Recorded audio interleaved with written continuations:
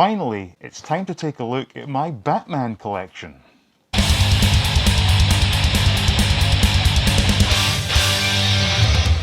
I've been teasing this video for a number of weeks, and today is finally the day I get round to filming it. I have been putting it off because this is such a big upheaval for me to get this all set up. Now, I foolishly thought I could fit everything on this one table. As it turns out, this isn't even a fraction of the collection, so I will have to break the video down into segments looking at things like vehicles and Batmobiles, figures, statues, etc.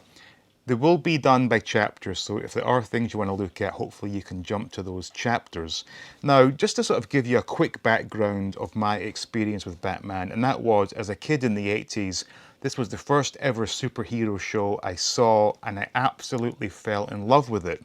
Now, this is also one of these extreme Mandela effects. If you were to ask me what channel Batman was shown in the UK in the 80s, I would have told you it was BBC Two. I would have bet my life savings it was BBC Two.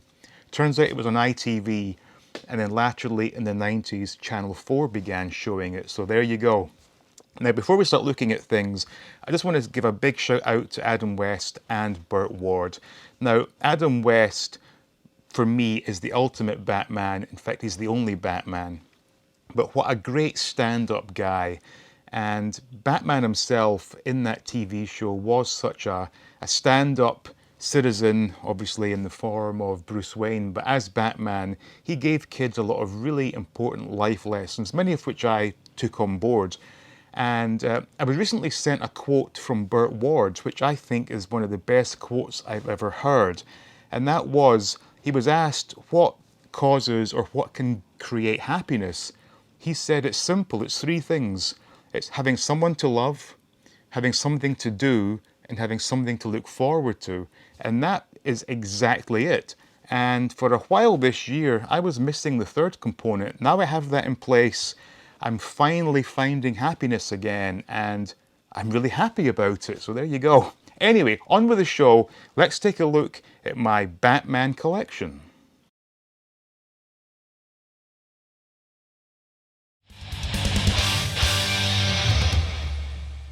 So, starting with the action figures, I've got the full lineup here. Now, starting down below, we have the M.a.s.k, which came as part of a box set containing a cardboard Batcave and a pretty decent Batmobile, which we will look at shortly.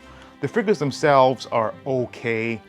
They came with a bunch of accessories, but I really don't bother putting them in the hands because they tend to fall out. But for the most part, as 3.75-inch figures, they're not at all bad. However, not nearly as good as Funko Reaction 3.75 figures. These are fantastic figures, multiple points of articulation, pretty decent likenesses to the characters.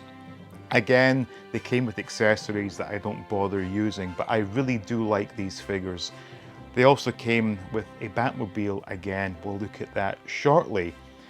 Now, across the middle here, Mattel. At the time these came out, I was extremely happy with them. However, following the introduction of McFarlane's line, these are not quite so good. They're extremely skinny. They do not stand up at all well. But at the time, I was very happy with them. Now, we have a couple of extras with this line, one of which I do not have on the table because it is currently stuck into the side of one of my bookcases, but it's the wall climbing Batman and Robin, which is a really cool set. Over here we have the sort of Batcave set, which contains a few elements from the Batcave, but it does allow you to put a Bruce Wayne head on the Batman body if you so wish. And over here we have the Batusi TV set, which is fantastic. It's like an old classic TV. It has sound, and it even has an articulated Batman, which you operate by pressing on the back. It really is a beautiful set, and when Batman's flapping his arms around, it does cause the other characters to dance because they are sort of held on springs. A very nice little set. Now finally, the only line that is still in existence is McFarlane's Batman Retro 66 line, which I am really enjoying. Not enjoying chasing down these hard to find variants, but the figures themselves look good, they're priced really well, and the fact that the line is still going makes me very happy indeed. My only complaint is that I foolishly opted to go down the route of having one loose and one carded for each and every figure, which for the general release isn't a big problem, but I've had to, you know, get two of each Chase variant, which obviously, as you can imagine, is a little pricey, but for some reason I made the decision to go with one carded, one loose. Don't know why I did that, because it goes against my pretty much everything I've ever said on camera about opening your figures. I really can't explain it, but it is what it is. So these are fantastic figures, although as you can see, we already have 4 Batman figures with a 5th on the way in the next wave. 2 Robins, 3 Jokers, 3 Riddlers, and surprisingly, I've not heard of there being any Chase variants of the Penguin and Catwoman, so I don't know if McFarlane have decided to stop this practice of doing a masked or unmasked depending on the character Chase variant. But as it is, these are my Batman action figures. So now it's time to take a look at vehicles and play sets. Now, because there's so much on the table that I can't really see what is what, I'm going to give you a point of view description of each and every item in this part of the collection. So this is where it all began with the Corgi Juniors. So we got a couple of Batcopters, there's the Batmobile towing the Batboat, there's Batman on the Batcycle, we got the Jokermobile and the Penguinmobile. So these were all the Corgi Juniors they released. I got a few of them on card. Got a nice Batcopter, Batmobile, there's the Penguinmobile and the Jokermobile. Now up here we do have an original Corgi Batcopter, which is nice. Now down below, I think the company is Eagle Moss, I might be wrong, but we've got a Batboat in a case, along with another Batmobile in a case. Up here, one of my 2 McFarlane Batmobiles. These really are great value for money, albeit they are slightly too small for the 6-inch figures, but regardless, they are very nice. Now this one I recently hailed as being the ultimate Batmobile, and I think it is. For me, it's perfect. Got a lot of glare going on there, but you can see that right there. Now underneath we have the Mattel 6-inch Batmobile, which is a lot bigger than McFarlane's 6-inch Batmobile. This is a Jada along with a Batman figure. We got another Jada with a Batman figure, and Robin is sitting there on the Bat phone. Looks a bit dusty there. Another Jada with the 2 metal figures, very nice. Lego classic Batmobile. A fun build, not necessarily a great looking Batmobile, but it's okay. This Batmobile came with the Blu-ray box set, which we'll look at shortly. This is another classic Corgi.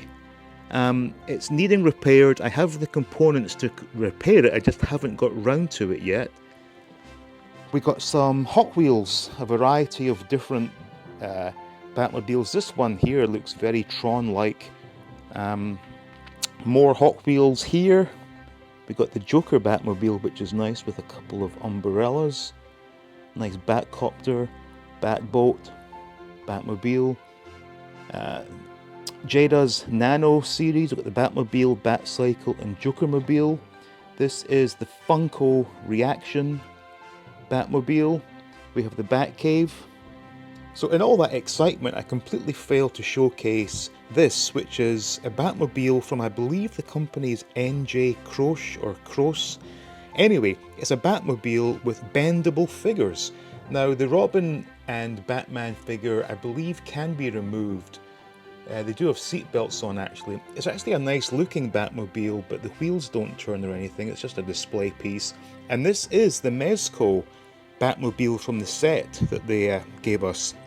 Very nice Batmobile, however it is done in matte finish, which is a bit odd, but aside from that, very well detailed, and overall a very good looking Batmobile. So here's the media collection, not that big, but everything is covered. We have the Blu-ray of the entire TV series, great packaging on this. Came with a ton of extras, some nice books, collector cards, even a Batmobile. We have the original '66 movie. We have the double feature animation, which featured the voices of Adam West, Burt Ward, and Julie Newmar, which is fantastic. A couple of graphic novels based on the original and the original Bat book from the 80s. I'm definitely going to look for more of these graphic novels because they just look fantastic the way they've been drawn. But again, all you need really is the complete TV series on Blu-ray and the movie. The animation is a bonus, but yes, this is my small but decent media collection. So for some miscellaneous items, this one I really do love, which is a 1980s Batman mask. Very much like the one I had as a kid back in '81, '82, which I loved wearing at Halloween. This tiny TV is one of the coolest things I have ever seen. The fact that it plays clips from the TV show and even has a tiny little remote control is just fantastic. Something I would have loved to have had as a kid. These candy sticks I got in Scotland a number of years ago. I think it was 2017, I believe. Saw them for sale in Tesco's. I thought, I've got to have those. And a couple of magnets that I picked up at last year's New York Comic Con. And I really do not remember where I got this miniature bat signal from. I've had it for years. I do not remember where or when I got it, but the fact it actually works and does project the bat sign is pretty cool. So clearly not a lot here, but certainly an area I'm more than happy to add to should I see something else featuring Batman. So now we're on to the statues that I have in my collection. Now first up we got a couple of mini busts from Diamond Select. Batman and Robin. Now they have done basically all the core characters. However, these are now extremely expensive and I suspect I may just be stuck with Batman and Robin. Now, a couple of Funko Pops. Let me explain. I got these in Thailand a number of years ago. I was in this really nice department store, went to the toy section, and I just wanted to buy something. And saw these pair, thought I'll take those. Got them back home with me, tossed the packaging because I don't need the packaging, but as a couple of statues, they're all right. Now this one is very nice. I got this from my birthday this year from Mrs. 88, and the fact it says forever yours made it all the more special. I think this is Bradford Exchange, if I got that name right. Now, she didn't get it from them, she got it from Amazon. Now, Bradford Exchange have done a ton of Batman '66 items, but I've heard so many horror stories about dealing with them that I'm really put off. And finally, we have from Iron Studios, the Surf's Up, Batman and Joker. So I got the Batman at the New York Comic Con last year, and that was out for a number of months, and it took a while for them to release the Joker. They finally did at the end of last year, and I'm so glad to have them. They're so well sculpted, and the sort of surfs effect they have here on the base, really nice. So these are the sort of statues and two Funko Pops.